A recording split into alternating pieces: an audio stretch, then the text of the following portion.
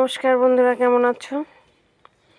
আশা করি ভালো আছো। দেখো আমার বেগুন গাছটার কি হাল হয়েছিল। মিলিবাগ এত ধরেছিল, তারপরে তো কয়েকদিন ধরে পরিষ্কার করতে করতে বেগুন ধরা বন্ধ হয়ে গেছিল। জানো কত বেগুন ধরতো।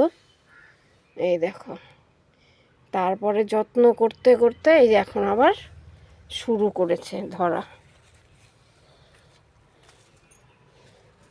দেখো এই যে হচ্ছে, এখন আবার ফুল আসছে, এখন আবার হবে। আমি টেনশনে পড়ে গেছিলাম, বাবু ভগবান গাছটা কেমন হয়ে যাচ্ছিল। আর এই দেখো একটু বাড়িতে কাজ করলাম, মানে আমি তো করি নাই, মিস্ত্রি করালাম। এই জানলাটা চেঞ্জ করালাম, ভেঙে গেছিলো। এই দুদিন থেকে এই কাজ, বাপরে। এই যে দেখো এখানে কত এখনও জাবড়া, এগুলো পরিষ্কার করতে হবে। আমার আনারস গাছগুলো মিস্ত্রি এখানে কাজ করতে, দেখো কি হয়েছে। এই দেখো আমার ডালিম গাছ, এতে যে কবে ফল আসবে জানি না। বয়স মোটামুটি ভালোই হলো।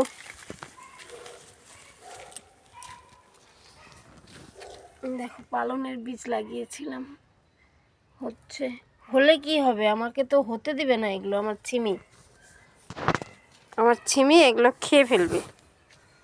মিষ্টি কুমড়া গাছ হচ্ছে আবার। এই বেগুন গাছটাও সেম এই একই দশা হয়ে গেছিল। এই কার্তিক মাসটা আমি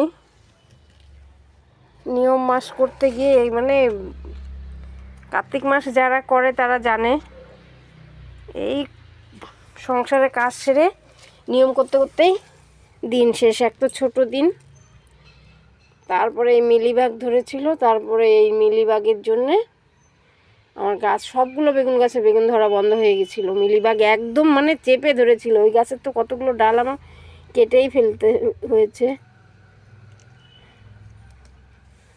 এই যে এখানে দেখো, এই বেগুন গাছটা হচ্ছে না। এই গোলাপ গাছের পাশে নিচে আবার কিছু পালনের বিচি দিয়ে দিয়েছিলাম।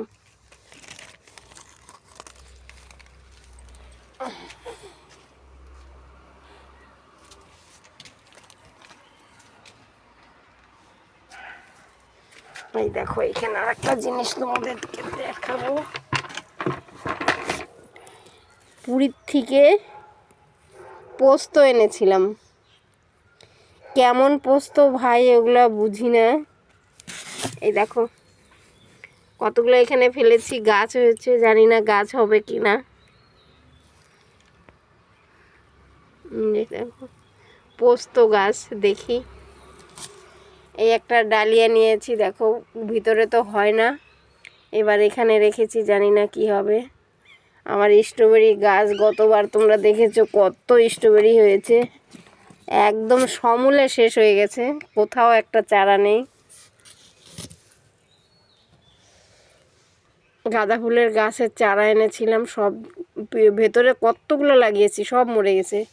এই পিছনে দুটো আছে, দুটো এনে লাগিয়েছিলাম, এই দুটো হচ্ছে, যে কুড়ি এসেছে। আর তারা গাঁদা পিছনে, এই যে পিছনে দিয়েছিলাম কয়েকটা, এই একটা, এটা হচ্ছে না। আর এই একটাতেই একটু ফুল, এর আগে এই ফুলটা ফুটেছিল, দিয়েছিলাম তোমাদের। এটা একটা ফুটেছিল, আবার ফুটবে। এই যে এটা হয়তো কালকে ফুটবে। আর আমার এই যে অপরাজিতা সাদা, ঠান্ডায় গাছগুলো কেমন হয়ে গেছে। তো পিছনে তাও একটু রৌদ্র পায়, ভেতরের গাছটা একদম মরার মতো হয়ে গেছে, কেটে দিয়েছি সম্পূর্ণ। দেখি আবার নতুন ডাল হয় কিনা। চল, এই দেখো ভেতরে কীরকম ঝাপটানো ছিল আমার অপরাজিতা গাছ, একদম পাতা শুকিয়ে গেছে। ভাবলাম মরেই যায় নাকি, কেটে দিয়েছি সম্পূর্ণটা। এখন কি হবে জানি না, এখান থেকে নতুন ডাল বেরোচ্ছে।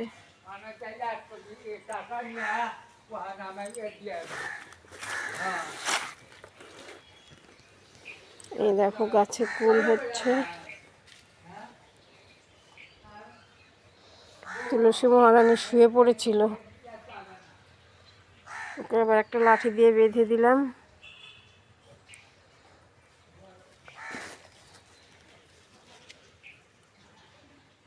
এই দেখো নারকেল কুল। টাটা বন্ধুরা, তোমরা সবাই ভালো থেকো।